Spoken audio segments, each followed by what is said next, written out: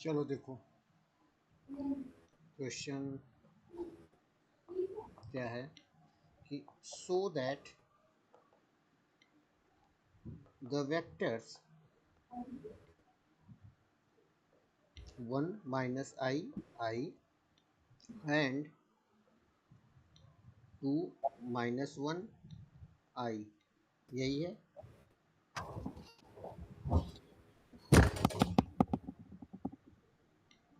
ये तुम्हारा एक क्वेश्चन है, 2 कॉमा माइनस आई प्लस आई है कि ये क्वेश्चन है क्या तुम्हारा सेकंड वाला?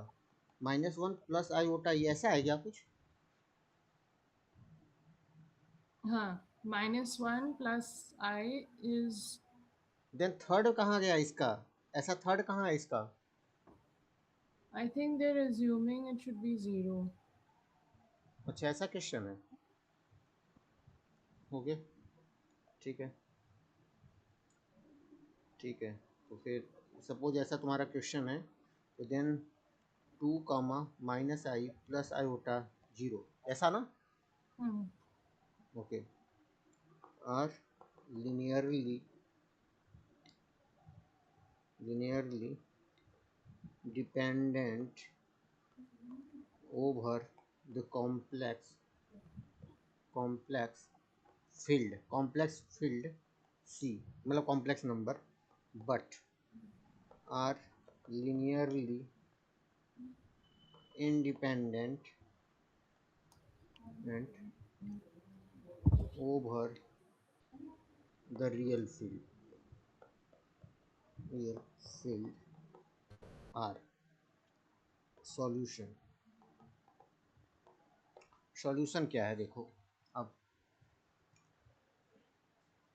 सॉल्यूशन क्या कहता है कि पहले इसको लीनियर कॉम्बिनेशन मेथड से लिखो। अप्लाई लीनियर, जो पहला क्वेश्चन मैंने बताया अभी, लीनियर कॉम्बिनेशन, इसी जस्ट पहले वाला combination method. Okay, then a apply करो 1 comma minus i comma i plus b 2 comma -1 plus i 0 equal to 0 comma 0। Oh sorry, हो गया। देन चलो करो, minus i a comma i a plus 2b comma minus b plus i b comma 0 equal to 0 comma 0 comma 0। अब compare करो, x का coefficient जितने हैं करो, ए प्लस 2b, या तो ऐसे लिखो, तुम डायरेक्ट मत लिखना एग्जाम में, इसको ऐसे लिखना ए प्लस 2b, यहाँ पे प्लस साइन है तो प्लस लगाया, फिर 2b लिखा, फिर comma minus i a minus B, यहाँ पे माइनस है, तुम इसको ऐसे लिखो, फिर कहोगी यहाँ प्लस था तो प्लस लिखा, फिर minus b plus i B लिखे, ऐसा लिखा, फिर कॉमा आई ए जेड वाला, then plus 0 equal to 0 comma 0 comma 0, ऐसे करना। फिर एक्स का कॉफिशिएंट एक्स से कंपेयर करना, ए प्लस 2b इक्वल टू 0, पहला इक्वेशन। दूसरा minus i a minus b plus i b equal to 0, second equation. Third equation क्या आएगा, i A equal to 0, third. यही है। मेरे को डाउट हो रहा है कि वो प्लस आई है कि क्या है। कहाँ?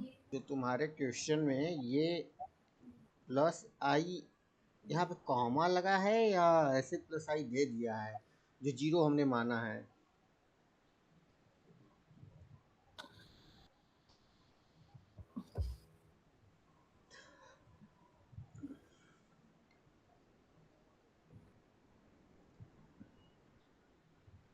ठीक है, चलो देखो। नाउ व्हेन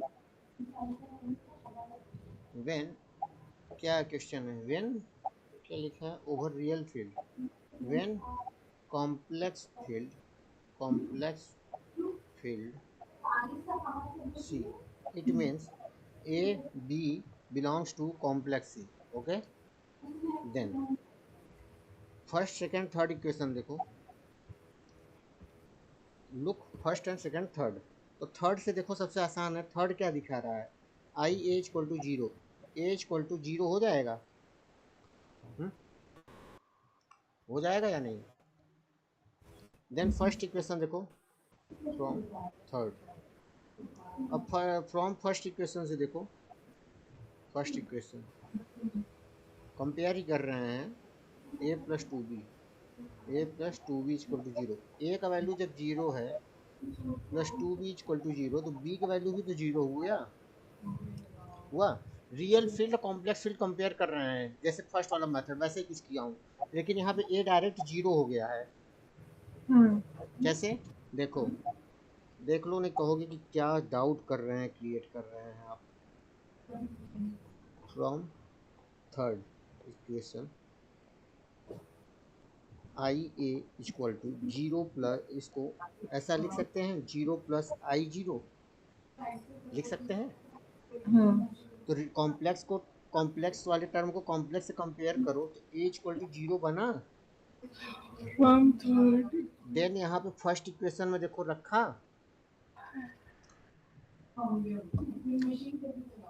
देख लो हुआ या नहीं।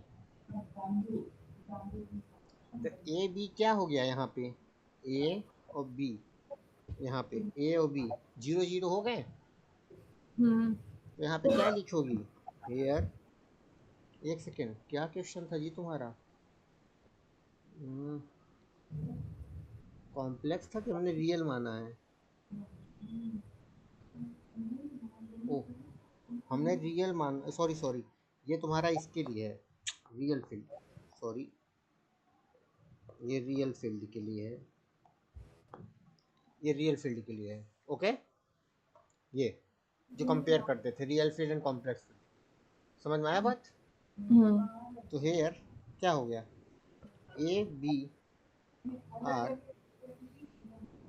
Real, then given vectors are linearly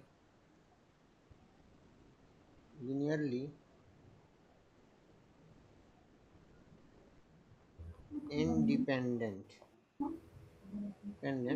over real field। Okay, इतना समझ में आया या नहीं। लिनियरली इंडिपेंडेंट नीचे, linearly independent over real field। Okay, समझ में आया या नहीं। जरूरी नहीं कि इंडिपेंडेंट डिपेंडेंट पूरा दिखाई पाए, according to your given question, and it is totally depend on what you have assumed, understand। because in your question there is, यहाँ पे तुम्हें तीसरा वैल्यू नहीं दिया था, there are no given any value of third things। okay, okay, done।